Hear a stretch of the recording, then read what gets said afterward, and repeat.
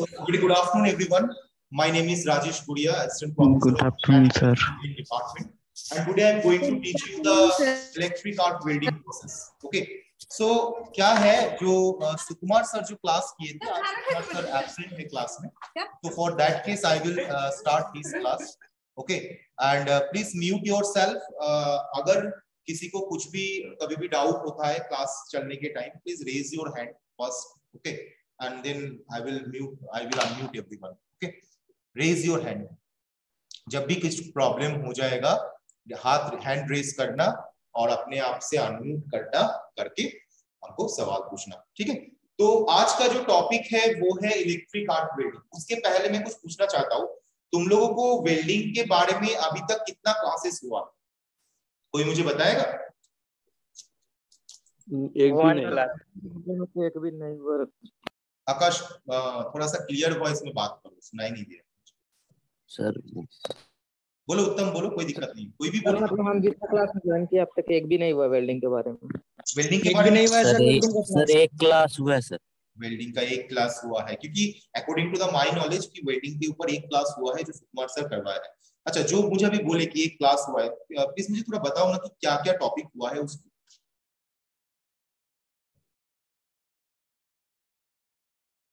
क्या क्या टॉपिक हुआ है थोड़ा बताओ ना. सर बता रहे थे इलेक्ट्रिक वेल्डिंग किसे कहते हैं और गैस वेल्डिंग किसे कहते हैं. ओके, बाकी वेल्डिंग कैसे होता है, क्या होता है. अच्छा, मेरा जो सर मैंने जो एक वीडियो कुछ दिन पहले तुम लोगों को दिया था, शायद इसके पहले मैं वेल्डिंग के ऊपर इलेक्ट्रिकल सीएससी डिपार्टमेंट में मैंने क्लास लिया था और उसका एक वीडियो में सारे ग्रुप में प्रोवाइड किया था, वो तुम लोग देखे थे? यस सर, देखे थे. Yes sir. आधा यूट्यूब का लिंक यूट्यूब का लिंक एक्चुअली क्या है ना कि मैं तो तुम लोगों का रेगुलर टीचर नहीं हूँ ना क्लास में, तो बाकी सर लोगों को भी मैं बोल देता हूँ, लेकिन वो पता नहीं. लेकिन आज का जैसे क्लास होगा तो मैं एक काम करता हूँ, मैं एकदम बेसिक से स्टार्ट करता हूँ. ठीक है, वेल्डिंग का एकदम इंट्रोडक्शन स्टार्ट करूंगा या इलेक्ट्रिक आर्क वेल्डिंग स्टार्ट करूंगा, that is depends on you. तुम लोग ही मुझे बताओ मैं क्या करूँ. बेसिक सर बेसिक से स्टार्ट कीजिए सर. बेसिक. ओके, बेसिक से स्टार्ट कीजिए. ठीक है, चलो. तो क्या है कि हम लोगों का आज का दिन में, आज का जो मॉडर्न जनरेशन, क्योंकि देखो आज के दिन में हम तुम लोग अभी फर्स्ट ईयर में एंट्री किए हो, तुम लोग एज ए कुछ 3 साल बाद इंजीनियर के हिसाब से जाने जाओगे, तो हर एक स्टूडेंट्स को बहुत जानना जरूरी है कि मेटल्स के बारे में. हम लोग का पूरा वर्ल्ड में, पूरा universe means the whole the space accumulating the sun system, galaxy system. But अगर मैं सिर्फ वर्ल्ड के बारे में अगर मैं बात करूं, तो यहाँ पे इस वर्ल्ड में, इस पृथ्वी में बहुत सारा मेटल्स है जो मेटल्स को ज्वाइन करने का बहुत जरूरत पड़ता है, क्योंकि metals are not getting in a same structure. मतलब मेरे पास मान के चलो ये मेरे पास एक फोन है, ठीक है, सब लोगों के पास फोन है, तो ये फोन जिस शेप में अभी बना हुआ है, तो देखने में लग रहा है ना ये रेक्टेंगुलर शेप में बना हुआ है, राइट. तो ये रेक्टेंगुलर शेप में सब मटेरियल नहीं रहता, या कोई भी रॉ मटेरियल मतलब जो बेसिकली मिट्टी के नीचे से आ रहा है, जैसे आयरन, राइट. जो कोर रॉ मटेरियल होता है, कोर आयरन होता है, या कोर एनी टाइप, एल्यूमिनियम बोलो, कॉपर बोलो, ब्रश बोलो, राइट, वैनेडियम बोलो, मॉलिब्डेनम बोलो, various types of elements are there in the earth. And जो भी रॉ मटेरियल मेरा मिट्टी से आ रहा है, या कहीं से भी जो सोर्स ऑफ एरिया जहां से मेरा रॉ मटेरियल मेरे पास आ रहा है, मैन्युफैक्चरिंग यूनिट मतलब जो मेरा इंडस्ट्री होता है, जो मेरा कंपनी वगैरह होता है, तो कंपनी वगैरह, इंडस्ट्री वगैरह क्या करता है, तो उन लोगों को प्रोडक्ट को सेल करने के लिए क्या करना पड़ेगा. अगर मेरा अगर फोन ऐसा रहता, मतलब कोई भी रॉ मटेरियल आया और रॉ मटेरियल कोई भी स्ट्रक्चर मेरा अगर रहता, कोई भी स्ट्रक्चर मान के चलो, कोई भी स्ट्रक्चर में, मतलब मान के चलो ये मेरा एक रॉ मटेरियल आया, ये कुछ इस तरीके का यहाँ से फटा हुआ है, इस तरीके का स्क्रैच है, इस तरीके का चीज है जो बेसिकली देखने में बहुत खराब लग रहा है. इस तरीके का कोई रॉ मटेरियल को कस्टमर के पास अगर मैं प्रोवाइड करूंगा, तो कस्टमर के इस तरीके कोई रॉ मटेरियल लेगा? क्या लगता है? No sir. नहीं लेगा.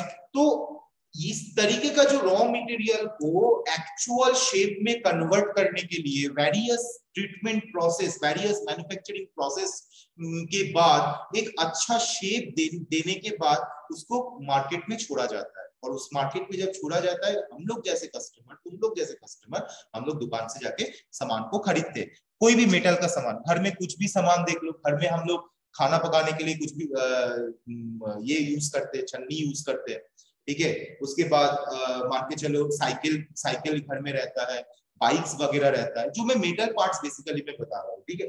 तो ये जो वेरियस मैन्युफैक्चरिंग प्रोसेस के अंदर एक प्रोसेस आता है जिसको हम लोग बोलते हैं वेल्डिंग। और ये वेल्डिंग जिस जगह में किया जाता है उसको हम लोग बोलते हैं वेल्डिंग शॉप, ठीक है। बेसिकली ये वेल्डिंग शॉप तुम लोग का वर्कशॉप का एक इंपॉर्टेंट पार्ट है। ये चीज का ऊपर बहुत सारा प्रैक्टिकल्स है। इस चीज के ऊपर अगर मान लो फिजिकल क्लास ओपन हो जाता है जैसे कुछ दिन के अंदर अगर होता है, जैसे कि सरकार से जैसे इस तरीके का इंफॉर्मेशन आ रहा है हम लोग के पास, अगर हो जाता है तो इसके ऊपर हम लोग वर्कशॉप में प्रैक्टिकल करेंगे on that time. Sir chance है सर 1 तारीख को खुलने का? विशाल कुछ बोल रहे हो तुम? सर कुछ चांस है सर 1 तारीख को कॉलेज ओपन वो होने का? देखो मैं क्या बोल रहा हूँ ना कि ये सब चीज डिस्कशन हम लोग बाद में कर सकते हैं। मैं कुछ बोल रहा हूँ, ठीक है। तो उस टाइम हम लोग क्या करेंगे, वर्कशॉप में जो भी मटेरियल मेटल या रहेगा तो हम लोग को उसके ऊपर हैंड्स ऑन वर्कशॉप करना पड़ेगा। हम लोग के पास इलेक्ट्रिक आर्क वेल्डिंग सेटअप है, तो हम लोग को खुद से, हर एक लड़का को खुद से हाथ में पकड़ के वेल्डिंग करना पड़ेगा कि दोनों मेटल को किस शेप में ज्वाइंट कर सकते हैं, किस तरीके से ज्वाइंट करेंगे। क्योंकि बिना, अगर कोई मेटल को दूसरा मेटल के साथ अगर हम लोग ज्वाइंट नहीं करेंगे तो मेरे पास कोई स्ट्रक्चर जनरेट नहीं होगा, और मेरे पास अगर कोई स्ट्रक्चर जनरेट नहीं होगा तो मैं कस्टमर का माइंड को अट्रैक्ट नहीं कर पाऊंगा। क्योंकि कस्टमर किस लिए अट्रैक्ट होता है, हम लोग बहुत सारे एडवर्टाइजमेंट देखते हैं, हम लोग बहुत तरीके का एडवर्टाइजमेंट देखते हैं। वो एडवर्टाइजमेंट वेरियस चीज के ऊपर एडवर्टाइजमेंट किया जाता है, तो वो बेसिकली इसलिए एडवर्टाइजमेंट होता है to brand show their brand value, to attract the customer mind. हम लोग जैसे कस्टमर जो भी टीवी देखते हैं वगैरह वगैरह जो भी है, तो कस्टमर माइंड को अट्रैक्ट करने के लिए। तो कस्टमर वैसे ही कोई भी चीज का स्ट्रक्चर अगर नहीं बनता है तो हम लोग कभी भी वो चीज को मार्केट में सेल नहीं कर पाएंगे। और कोई भी इंजीनियर का मेन जो काम मतलब होता है ना कि हर एक प्रोफेशन का एक एथिक्स होता है। जैसे मैं एक इंजीनियर हूँ, मेरा प्रोफेशन का मेरे पास एक एथिक्स है, तुम लोग एक इंजीनियर बनोगे उस टाइम जहां पे भी तुम लोग काम करने जाओगे तुम्हारा प्रोफेशन का एक एथिक्स होगा। Ethics in the sense of कि how you give the best quality product, how you give the best profit. क्योंकि अगर तुम प्रॉफिट नहीं कराओगे कंपनी को तो कंपनी तुमको क्यों रिक्रूट करेगा, कंपनी तुमको क्यों अपना कंपनी में काम पे रखेगा, सिंपल सा बात है। तो वैसे हर एक चीज का एक एथिक्स होता है। तो ये जो welding, this is a very interesting manufacturing technology, this welding is very interesting manufacturing technology. Okay, अब ये बेसिकली कन्वेंशनल प्रोसेस, इसको हम लोग बोलते हैं कन्वेंशनल प्रोसेस। कन्वेंशनल मतलब जो बेसिकली होता है, जो बेसिकली होता है। अब ये वेल्डिंग को आज के दिन में हम लोग एलबीडब्ल्यू से भी कर सकते हैं, यूएसडब्ल्यू से भी कर सकते हैं, ईबीडी से भी कर सकते हैं, मतलब ईबीडब्ल्यू से भी हो सकता है। एलबी मतलब लेजर बीम वेल्डिंग, यूएसडब्ल्यू मतलब अल्ट्रासोनिक वेल्डिंग, ईबीडब्ल्यू मतलब इलेक्ट्रॉन बीम वेल्डिंग, पीएडब्ल्यू मतलब प्लाज्मा आर्क वेल्डिंग, ईसीडब्ल्यू मतलब इलेक्ट्रोकेमिकल वेल्डिंग। तो welding this process are used non conventional process. Non conventional मतलब जहां पे कन्वेंशनल प्रोसेस यूज नहीं हो सकता है वहां पे हम लोग यूज करते हैं नॉन कन्वेंशनल प्रोसेस। जहां पे कन्वेंशनल प्रोसेस यूज नहीं कर सकते वहां पे हम लोग यूज करते हैं नॉन कन्वेंशनल प्रोसेस। अब मान के चलो तुम चले जा रहे हो पानी के नीचे, पानी के नीचे एक शिप जा रहा है, ठीक है, शिप जाता है तो पानी के सर्टेन अमाउंट पोर्शन पानी के नीचे रहता है, सर्टेन अमाउंट पोर्शन पानी के ऊपर रहता है। सबमरीन जा रहा है, वो fully submerged on the by the on down the water, right. तो वो जब सबमरीन जा रहा है या शिप जा रहा है, अब मान लो कोई भी कारण की वजह से शिप का कोई भी एक पैनल में, आउटर साइड पैनल में कुछ प्रॉब्लम हो गया, ठीक है। अब क्या तुम शिप को क्या क्रेन से उठाओगे, उठा के लेके आओगे, वेल्डिंग करोगे अपना वर्कशॉप में? Is it possible? तुम लोगों को क्या लगता है, इज इट पॉसिबल? राइट। अब मान के चलो प्रशांत महासागर में या बे ऑफ बंगाल में कोई शिप जा रहा है, ठीक है, अब उसमें कुछ प्रॉब्लम हुआ तो क्या क्रेन जाके पानी के उतना डिस्टेंस में जाके कभी कवर तो नहीं कर सकता? It is not possible. तो हम लोग जहां पे कन्वेंशनल प्रोसेस पहुंच ही नहीं सकता है, या जो मेटल के ऊपर कन्वेंशनल प्रोसेस कभी हम लोग यूज नहीं कर सकता है, उस चीज के केस में हम लोग नॉन कन्वेंशनल प्रोसेस को यूज करते हैं। LBW, VSW, EPW, PAW, ECW, laser beam welding, ultrasonic welding, electron beam welding, plasma arc welding, electrochemical welding. But actual में जो प्रोसेस बाहर में यूज होता है, जो प्रोसेस नॉर्मल वर्कशॉप में यूज होता है, that process is normal welding process. इसको हम लोग कन्वेंशनल वेल्डिंग प्रोसेस हम लोग बोलते हैं। अब तुम लोग अपना आस पास में कहीं पे भी जहां पे मान के चलो ऑटोमोबाइल का या गैरेज वगैरह ये सब रहता है, तो वहां पे वेल्डिंग का काम, या कहीं पे अगर फर्नीचर का मेटल फर्नीचर का दुकान रहता है, वहां पे वेल्डिंग का काम कभी देखे हो या नहीं देखे तुम लोग? देखे हैं सर। देखे हो ना? तो बेसिकली तुम लोग शायद देखे होंगे, वहां पे दो टाइप का वेल्डिंग मैक्सिमम देख सकते हो, या तो एक तो गैस वेल्डिंग होता है या तो इलेक्ट्रो आर्क वेल्डिंग होता है, जो बेसिकली बहुत ही कॉमन प्रोसेस है, ठीक है। तो इसको छोड़कर भी बहुत सारा वेल्डिंग प्रोसेस होता है, राइट। तो ये कन्वेंशनल प्रोसेस को हम लोग बहुत तरीके से डिस्ट्रीब्यूशन करते हैं। तो first of all electro arc welding, electro arc welding.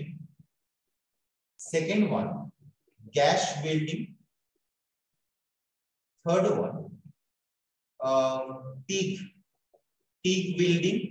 TIG का full form tungsten inert gas welding, याद रखना है, ठीक है। वाइवा में इस तरह का क्वेश्चन आ सकता है, what is the full form of TIG? तो TIG का जो फुल फॉर्म है वो है tungsten inert gas welding, right. उसके बाद seam welding, seam welding, spot welding, seam welding, spot welding.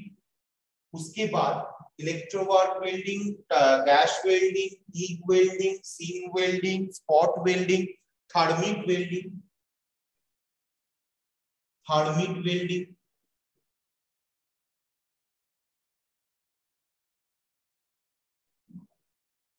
MIG welding, right. तो इतना सारा वेल्डिंग प्रोसेस है, जो वेल्डिंग प्रोसेस के कन्वेंशनल वेल्डिंग प्रोसेस।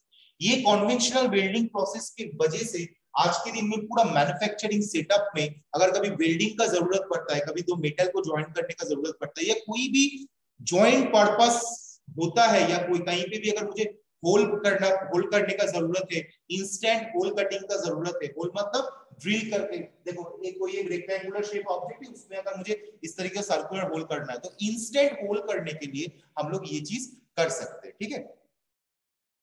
बोलो गायत्री, बताओ क्या सवाल है गायत्री? सर मीक का फुल मीक का मीक का फुल फॉर्म? यस, मीक का जो फुल फॉर्म है methane inert gas welding, IG for inert gas welding. Meek का जो एम है that is methane inert gas welding, ठीक है। गायत्री तुम्हारा ना वॉइस कुछ सुनाई नहीं दे रहा मुझे कुछ। Yes sir. Okay okay okay, ठीक। एक्चुअली क्या होता है ना, आज पता नहीं बहुत ही हवा चल रहा है, तो नेट बहुत फ्लक्चुएट कर रहा है कंटिन्यूअसली, ठीक है। ओके, तो अभी हम लोग आ रहे कि वेल्डिंग कैसे होता है, मतलब बेसिकली हम लोग कोई भी प्रोसेस यूज कर देंगे और दो मेटल को हम लोग ज्वाइन कर सकते? No, not possible. There is, because in science everything has a science. Science means there is a logic, so everything has a logic. Logic है, इसीलिए वेल्डिंग ज्वाइंट होता है। तो लेट्स टेक एन एग्जांपल कि मेरे पास कुछ एक रेक्टेंगुलर शेप का एक रेक्टेंगुलर शेप का एक ऑब्जेक्ट,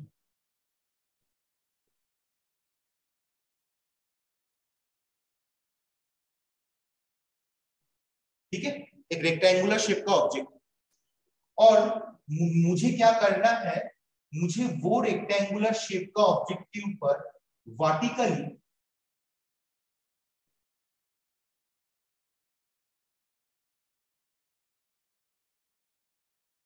एक रेक्टेंगुलर शेप ऑब्जेक्ट को अटैच करना है। कैसे अटैच करना है, अगर इसका मैं नॉर्मल फ्रंट व्यू अगर मैं देखूंगा तो कुछ इस तरीके का अटैच होगा।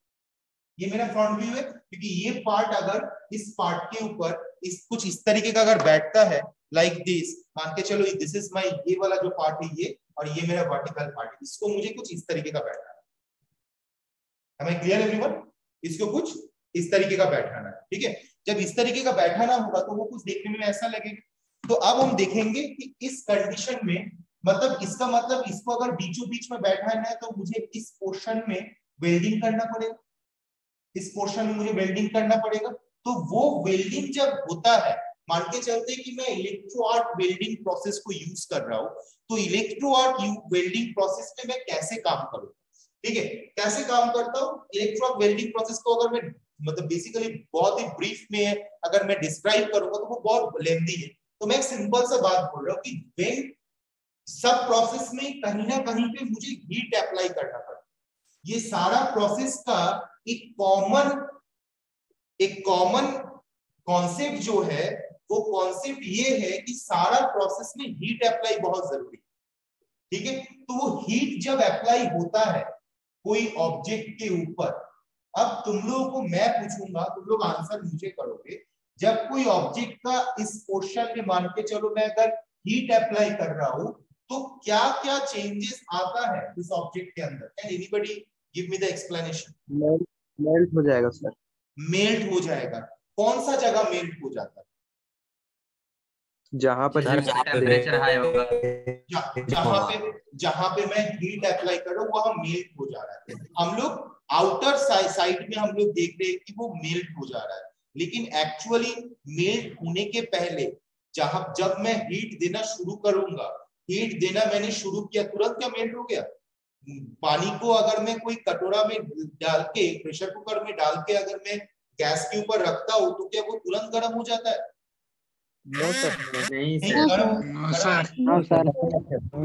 तो जब गर्म नहीं होता है तो इसका मतलब उसको जैसे गर्म होने में सर्टेन टाइम लगता है, तो ऑब्वियसली जब भी मैं यहाँ पे हीट दूंगा तो हीट देने के वजह से ये एरिया मेल्ट होने में भी सर्टेन फ्रैक्शन ऑफ टाइम लगेगा। That may B 2 second, 3 second, 1 micro, 10 microsecond, 20 microsecond, certain microsecond और सर्टेन नैनोसेकंड। जब ज्यादा हीट होगा तो सर्टेन नैनोसेकंड, अगर बहुत कम हीट होगा तो certain normal second, 10 second, 20 second, इस तरीके का टाइम लग सकता है।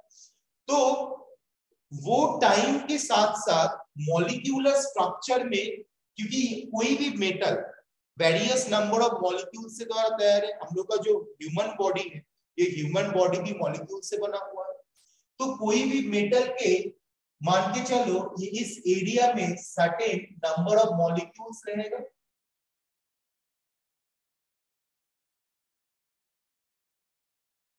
यहां पे भी सर्टेन नंबर ऑफ मॉलिक्यूल्स है,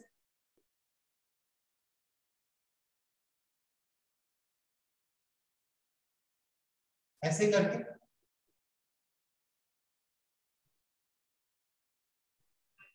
पता है कि नहीं पता है?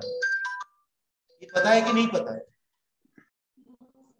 Yes sir. पता है सर। ओके, तो जब मेरा इस ऑब्जेक्ट के अंदर various numbers of molecules are there, तो मॉलिक्यूल्स तो ऐसे नहीं रह सकता है। कभी कोई फ्री रहता है? कभी कोई क्या फ्री रहता है इस दुनिया में? कभी इंसान कभी फ्रीली आ सकता है क्या? ऑब्वियसली मम्मी पापा है, एक बॉन्डिंग है, हम लोग हैं, मम्मी पापा है, बॉन्डिंग है, रिलेटिव्स है, एक बॉन्ड है, फैमिली मेंबर्स है, एक बॉन्ड है। तो वैसे ही हर एक मॉलिक्यूल्स अपना दूसरा एक मॉलिक्यूल्स के साथ एक बॉन्ड क्रिएट करके रखता है, मतलब एक दूसरे के साथ एक रिलेशन में बांधा हुआ है, एक बॉन्ड में बांधा हुआ है। तो जब हम लोग हीट देते हैं एज अ विलेन, हम लोग विलेन है, हम लोग जो वेल्डिंग करते हैं हम लोग विलेन के ऐसा काम करते हैं। हम लोग क्या करते हैं, जब हम लोग हीट देते हैं तो वो मॉलिक्यूल दूसरा मॉलिक्यूल के साथ जो बॉन्ड करके बैठा हुआ था, वो बॉन्ड धीरे धीरे वीक होना शुरू होता है। पहले टूटता नहीं है, धीरे धीरे वो क्या होता है, वीक होना शुरू होता है। क्योंकि जब भी मैं हीट दूंगा तो यहाँ का, ये तो मेरा सॉलिड जोन है। अब हम एक चीज जानते हैं, ध्यान से सुनना, कि सॉलिड जोन में, सॉलिड मेटल में जो मॉलिक्यूलर स्ट्रक्चर होता है वो बहुत ही स्ट्रॉन्ग होता है। लिक्विड जोन में वो कंपैरिजन में थोड़ा वीक होता है, और गैस जोन में वो कंपैरिजन वेरी वीक होता है। ये पता है कि नहीं पता? Yes sir. राइट।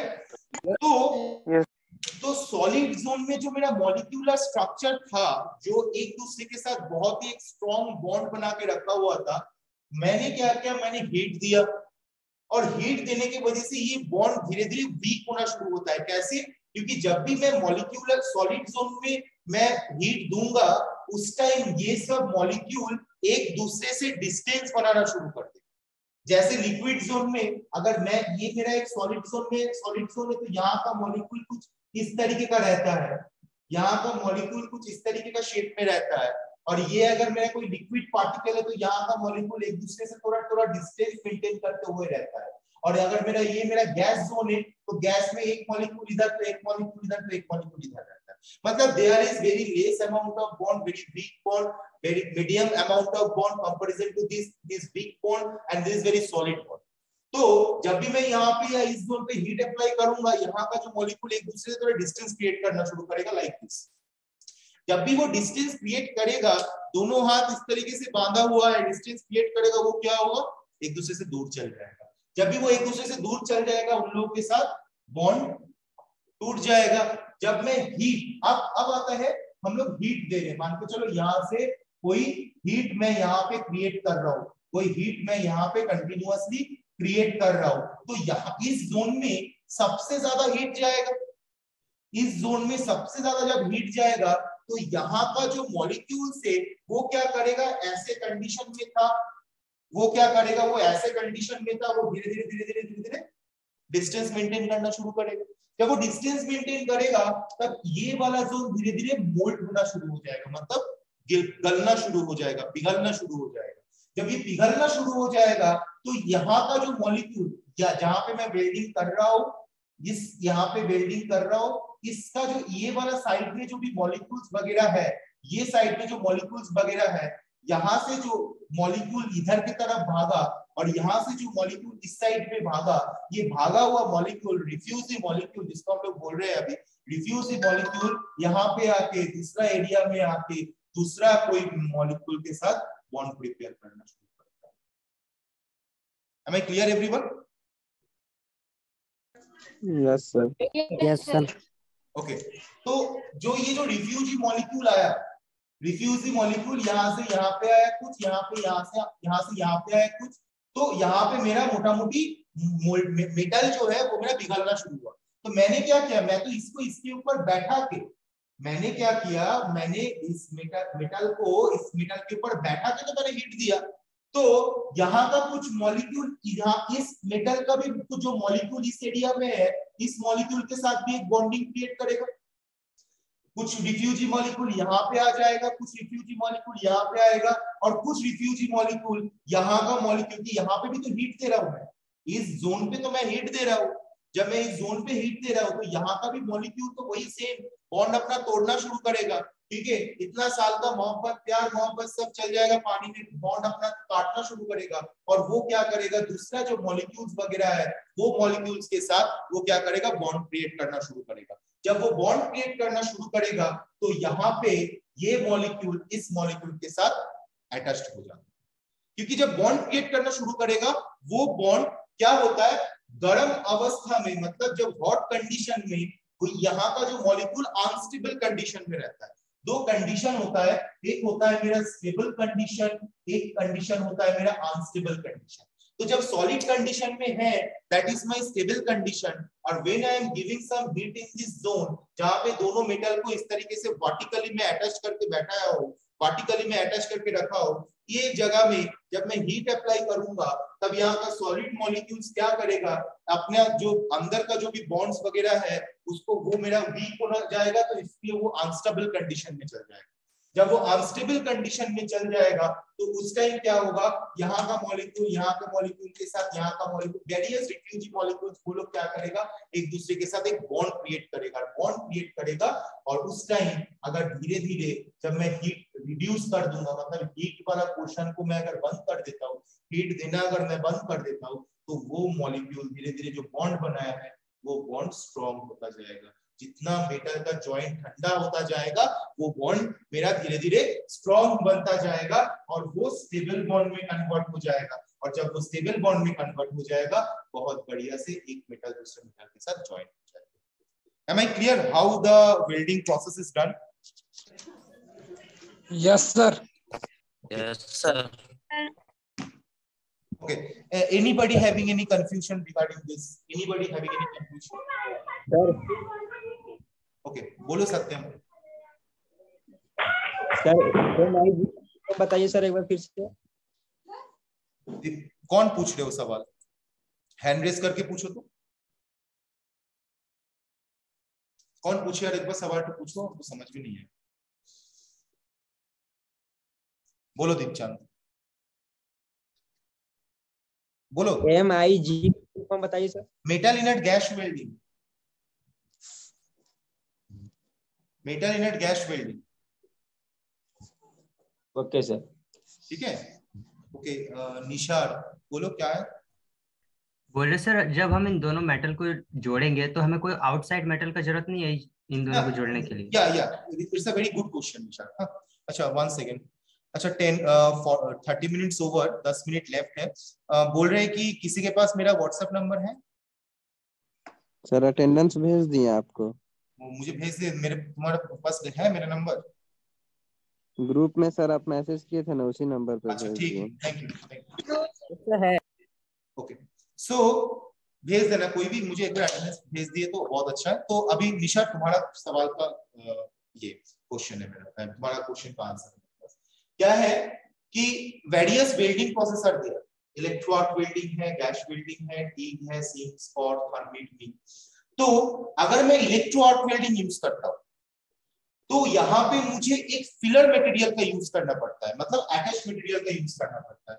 मैं हीट भी दूंगा, साथ में एक लंबा सा फिलर रॉड, बेसिकली जिसमें तुम लोग प्रैक्टिकली हम लोग का कॉलेज का वर्कशॉप में काम करोगे, एक प्रैक्टिकली फिलर रॉड को हम लोग यूज करते हैं। ये फिलर रॉड वेरियस चीज से बना होता है, एल्यूमिनियम ऑक्साइड का हो सकता है, क्रोमियम ऑक्साइड का हो सकता है, वेरियस एलॉय मेटल से ये मेरा फिलर मटेरियल बनता है।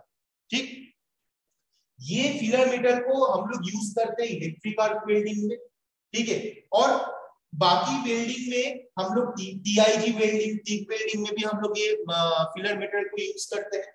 और एक तरीके का वेल्डिंग होता है जिसको हम लोग सोल्डरिंग एंड ब्रेजिंग बोलते हैं, वो हम आते हैं बाद में, ठीक है। तो इलेक्ट्रिक आर्क वेल्डिंग में हम लोग फिलर मटेरियल यूज करते हैं, गैस वेल्डिंग में हम लोग लेकिन फिलर मटेरियल को यूज नहीं करते, क्योंकि गैस वेल्डिंग में क्या करते, 2 टाइप का गैस यूज होता है, ठीक है। एक तो है तुम्हारा acetylene, oxygen acetylene O2 C2H2, एक होता है ऑक्सीजन और एसिटिलीन गैस का मिक्सचर, दोनों सिलेंडर रहता है, ऑक्सीजन से पास कराते हैं गैस को, ऑक्सीजन को, और एसिटिलीन से गैस पास कराते हैं एसिटिलीन को सिलेंडर से। तो दोनों गैस जब एक जगह में ज्वाइंट होता है, उसको जब निकालते, उसमें अगर लाइटर से या कोई भी चीज से अगर मैं आग लगाता हूँ तो जो निकलता हुआ गैस वो बहुत ही ज्यादा हीट जनरेट करता है, एक फ्लेम जनरेट करता है, ठीक है। तो वो फ्लेम से हम लोग वहां पे वेल्डिंग करते हैं। तो according to the process of welding, process of conventional welding, they are the filler material used. अगर कन्वेंशनल वेल्डिंग प्रोसेस नहीं है तो अगर मुझे मेरे पास कन्वेंशनल वेल्डिंग प्रोसेस का टाइप्स के ऊपर डिपेंड करके हम लोग यहाँ पे फिलर मटेरियल को यूज करते हैं। फिलर मटेरियल यूज करने का और एक रीजन है कि जब भी मेरा ये फिलर मटेरियल यूज करते हैं, ये फिलर मटेरियल को जब मैं प्रोसेस में अगर मैं जाऊंगा, अगर नेक्स्ट क्लास में जब सुकुमार सर प्रोसेस में जाएंगे तो देखोगे ये फिलर मटेरियल को हम लोग हमेशा कैथोड करके यूज करते हैं, कैथोड बोलते हैं, और ये मेटल को जिस मेटल में ज्वाइंट करना है इसको हम लोग हमेशा एनोड बोलते हैं। तो जब भी हम लोग हीट फ्लो करते हैं, मतलब यहाँ पे बेसिकली कैथोड मतलब नेगेटिव है, नेगेटिव चार्ज इलेक्ट्रॉन्स जब यहाँ पे फ्लो होता है तो यहाँ पे स्पार्क जनरेट होता है, जिसकी वजह से हीट जनरेट हो। स्पार्क जनरेट होने की वजह से ये स्पार्क, ये फिलर मटेरियल यहाँ पे पकड़ के रखना पड़ता है। ये स्पार्क ये फिलर मटेरियल को क्या करता है, मेल्ट कर देता है, और मेल्ट करके यहाँ पे बहुत अच्छा लेयर बनाता है। ज्वाइंट जहाँ पे है, दोनों मेटल का जहाँ पे ज्वाइंट है, यहाँ पे बहुत अच्छा एक लेयर क्रिएट कर देता है। अब एक सवाल, हम लोग का एटमॉस्फेयर में सबसे ज्यादा गैस कौन सा गैस? नाइट्रोजन। नाइट्रोजन। उसके बाद ऑक्सीजन। ऑक्सीजन है। तो अब हम एक चीज बताओ, जब भी ऑक्सीजन है तो ऑक्सीजन क्या जलने में सहायता करता है या खुद जलता है? सहायता करता है सर। सहायता करता है सर। ओके ठीक है। तो अब जब मैं यहाँ पे इसको, तो मैं कोई क्लोज्ड वॉल्यूम चेम्बर के अंदर तो नहीं कर रहा हूँ, कोई बंद चेम्बर के अंदर इसको मैं नहीं कर रहा हूँ, ये प्रोसेस को मैं ओपन एटमॉस्फेयर में कर रहा हूँ। मतलब ये मेरा अभी जहाँ पे मैं क्लास ले रहा हूँ ये ओपन एटमॉस्फेयर, तो मैं इसी जगह में कर सकता हूँ। अगर मेरे पास सेटअप रहेगा तो मैं इसी जगह पे आराम से कर सकता हूँ। तो ओपन एटमॉस्फेयर में जब मैं करता हूँ, वो ऑक्सीजन इस जगह को जलने में थोड़ा सा, जो स्पार्क जनरेट होता है ना, वो स्पार्क को जलने में सहायता करता है। कौन? जो मेरा एटमॉस्फेयर में ऑक्सीजन रहता है। और वो ऑक्सीजन जब मेरा यहाँ पे मेटल गल जाता है, यहाँ पे एक ऑक्सीडेशन क्रिएट करता है। वो ऑक्सीडेशन क्रिएट करके यहाँ पे एक लेयर क्रिएट कर देता है। ये वेल्डिंग पोर्शन में जहाँ पे ज्वाइंट होगा, इस पोर्शन में एक लेयर क्रिएट कर देता है। लेयर क्रिएट करने का कारण क्या है? तो पहला प्रोसेस मैं थोड़ा सा रिवाइज करूं। पहला प्रोसेस, मैं जो मेटल को वेल्डिंग करना है, जहां पे वेल्डिंग करना है, थोड़ा सा ये मैं वर्टिकल प्रोसेस छोड़ के हॉरिजॉन्टल प्रोसेस दिखा रहा हूं, बेटर होगा, समझने में सुविधा होगा। दीक्षित कोई सवाल है क्या? बहुत देर से हैंड रेज करके बैठे। दीक्षित कोई सवाल है क्या? No sir. अच्छा, हैंड को तो लोअर हैंड कर दो।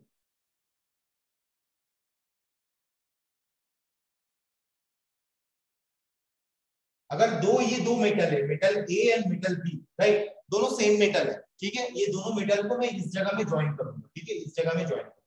तो मेरा पहला काम क्या है? दोनों मेटल को एक सर्टेन डिस्टेंस में लाना है, मोटा मोटी इतना कम डिस्टेंस में उतना डिस्टेंस में लाना होगा। लाने के बाद मैं यहाँ पे क्या करूंगा, वो आर्क वाला, जहां पे मेरा आर्क फ्लो होगा, वैसा वाला सिस्टम क्रिएट करूंगा। तभी तक मैं इलेक्ट्रिक चार्ज में नहीं दूंगा, और यहाँ पे मैं फिलर मटेरियल पकड़ूंगा। और फिलर मटेरियल मेरा क्या है? कैथोड। हमेशा याद रखना, फिलर मटेरियल मेरा होगा कैथोड। फिलर मटेरियल मेरा क्या होगा? कैथोड। और जो मेरा मेटल जहां पे मुझे ज्वाइन करना है, तो मेटल को हम लोग बोलते हैं, मेटल को हम लोग एनोड में कन्वर्ट करते हैं, पॉजिटिव, राइट। ये मेरा पॉजिटिव, ये मेरा नेगेटिव, तो मेरा इलेक्ट्रॉन फ्लो होता है। और जब भी मेरा इलेक्ट्रॉन फ्लो होता है, राइट, जब भी मेरा इलेक्ट्रॉन फ्लो होता है, वो इलेक्ट्रॉन यहाँ पे फ्लो होता है। जब भी मतलब बाहर वो फ्लो होना शुरू होता है, उस टाइम ऑक्सीजन रहता है बाहर एटमॉस्फेयर में, वो क्या करता है? इसको तुरंत आग में कन्वर्ट करता है, बहुत ज्यादा टेम्परेचर वाला आग में कन्वर्ट करता है। तो वो क्या करता है? वो यहाँ पे आग में कन्वर्ट करके ये वाला पोर्शन को वही सेम मोल्टेन मेटल में कन्वर्ट करने की कोशिश करता है। मोल्टेन मेटल में कन्वर्ट करने का तरीका मैंने बोल दिया, solid zone, week zone, liquid zone, bonding मैंने बताया। तो जब भी यहाँ पे मोल्टेन मेटल कन्वर्ट करने का परिवर्तन करता है, यहाँ पे मेरा फिलर मटेरियल जो भी है वो भी मेरा गलना शुरू होता है। वो क्या करता है? वो धीरे धीरे गल के इसके ऊपर एक लेयर क्रिएट करता है। क्यों लेयर क्रिएट करता है? क्योंकि अगर मेरा वेल्डिंग के ऊपर अगर कोई मतलब लेयर नहीं रहेगा, तो फिर क्या होगा? ये जो मेरा गल रहा है ना, ये जो मेरा गल रहा है, बहुत ज्यादा हीट रहता है। और बाहर में क्या होता है? बाहर में नाइट्रोजन रहता है, सबसे ज्यादा नाइट्रोजन रहता है। वो क्या करता है? वो ये जो वेल्डिंग दोनों के बीचों बीच वो गैप में घुस जाता है। अब एयर को तो कोई रोक नहीं सकता है, कोई रोक नहीं पाता है, और वैक्यूम में हम ये काम नहीं कर पाएंगे, क्योंकि उसके लिए बहुत ज्यादा कॉस्ट बन जाएगा कोई एरिया को वैक्यूम में कन्वर्ट करने के लिए। तो इसीलिए वो क्या करता है? नाइट्रोजन या ऑक्सीजन या कोई भी हाइड्रोजन बोलो, वो क्या करता है? ये जो यहाँ का जहाँ पे वेल्डिंग पोर्शन है, वो मान के चलो ऐसा करके मेरा वेल्डिंग पोर्शन है, तो वेल्डिंग पोर्शन में ऐसे ऐसे बीच बीच में गैप में घुस के बैठा हुआ रहता है। जिसकी वजह से अगर मान के चलो कोई चीज सॉलिड है, ठीक है, कोई चीज अगर सॉलिड है, उसका परफॉर्मेंस अच्छा होगा, या कोई चीज होल है, क्रैक है, उसका परफॉर्मेंस अच्छा होगा? ऑब्वियसली सॉलिड चीज का परफॉर्मेंस अच्छा होगा। तो इसीलिए जब भी यहाँ पे ऐसे होल बना के जो गैस घुसा हुआ रहता है, वो क्या करता है? ये जो वेल्डिंग हुआ है, ये वेल्डिंग जोन को, या जिसको हम लोग HAZ बोलते हैं, हीट अफेक्टेड जोन, ये हीट अफेक्टेड जोन को वीक करना शुरू कर देता है, वीक वेल्डिंग में कन्वर्ट कर देता है। देता है, और जिसकी वजह से मतलब क्योंकि बेसिकली हम लोग वेल्डिंग किस लिए कर रहे हैं, परमानेंट स्ट्रक्चर के लिए कर रहे हैं। मार्केट में वो जाएगा, कस्टमर का वो डिमांड है भाई, कस्टमर उसको यूज करेगा, अगर वो टूट जाएगा तो मेरा कंपनी का ब्रांड वैल्यू खराब होगा, मेरा कंपनी का लॉस होगा, मेरा कंपनी का कस्टमर दूसरे कंपनी में चल जाएगा। तो इसीलिए हम लोग ये चीज को बंद करने के लिए, क्योंकि अगर ये वीक बन जाएगा, एयर अगर घुस जाएगा, नाइट्रोजन हाइड्रोजन कोई भी चीज अगर घुस जाएगा, तो फिर ये क्या करेगा, वीक वेल्डिंग में कन्वर्ट कर देगा और ये टूट जाएगा। ये वेल्डिंग एक ज्यादा देर तक सस्टेन नहीं करेगा, ये वेल्डिंग टूट जाएगा। तो इसको बंद करने के लिए, ये वीक वेल्डिंग पोर्शन बंद करने के लिए हम लोग यहाँ पे फिलर मटेरियल को धीरे धीरे गलाते रहते हैं, ताकि वो इसके ऊपर एक लेयर क्रिएट कर दे, एक ऑक्सीडेशन प्रोसेस हो। क्योंकि इसमें मैंने क्या बोला, फिलर मटेरियल में मेरा एल्यूमिनियम ऑक्साइड, क्रोमियम ऑक्साइड, इस तरीके का एलॉय मेटल रहता है। तो जब भी इसमें हीट जनरेट करते हैं तो ऑक्सीजन जनरेट होता है, और वो उससे O2 ऑक्सीजन जनरेट होता है। वो ऑक्सीजन क्या करता है, इसके ऊपर एक लेयर क्रिएट करता है, ऑक्सीडेशन लेयर क्रिएट कर देता है, जिसकी वजह से बाहर का जो एटमॉस्फेरिक एयर वो इसमें कैविटी के अंदर बैठ नहीं पाता है, ये पोरोसिटी के अंदर बैठ नहीं पाता है। पोरोसिटी कैविटी मतलब वही गैप, जिस गैप की वजह से प्रॉब्लम हो सकता है, वो चीज में बैठ नहीं पाता है। इसीलिए मेरा जो वेल्डिंग वाला पोर्शन है वो बहुत स्ट्रॉन्ग वेल्डिंग बनता है। Am I clear everyone? Am I clear, Nisha also? Yes, sir. Yes. Okay, now any students, do you have any question? Any students, do you have any question?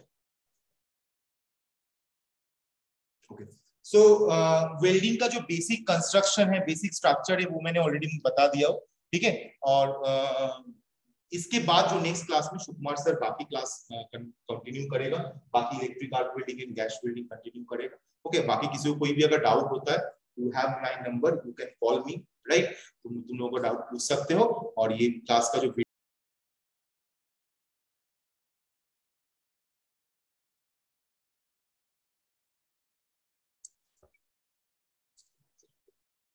तो जो भी आज का जो क्लास में जो भी टॉपिक वगैरह है उसके रिलेटेड अगर कुछ अगर डाउट होता है तो मुझे पूछ लेना, ठीक है।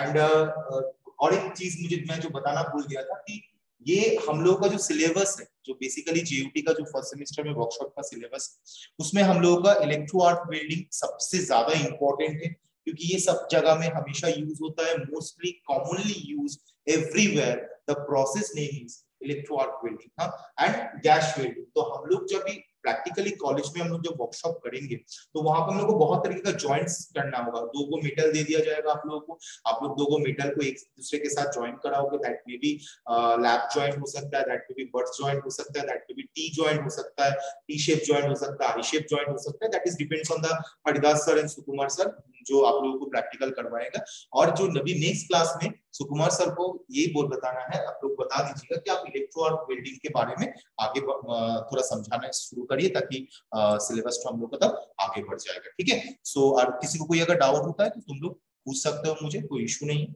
So thank you everyone for attending class. Thank you. Thank you sir. Thank you, sir. Thank you sir.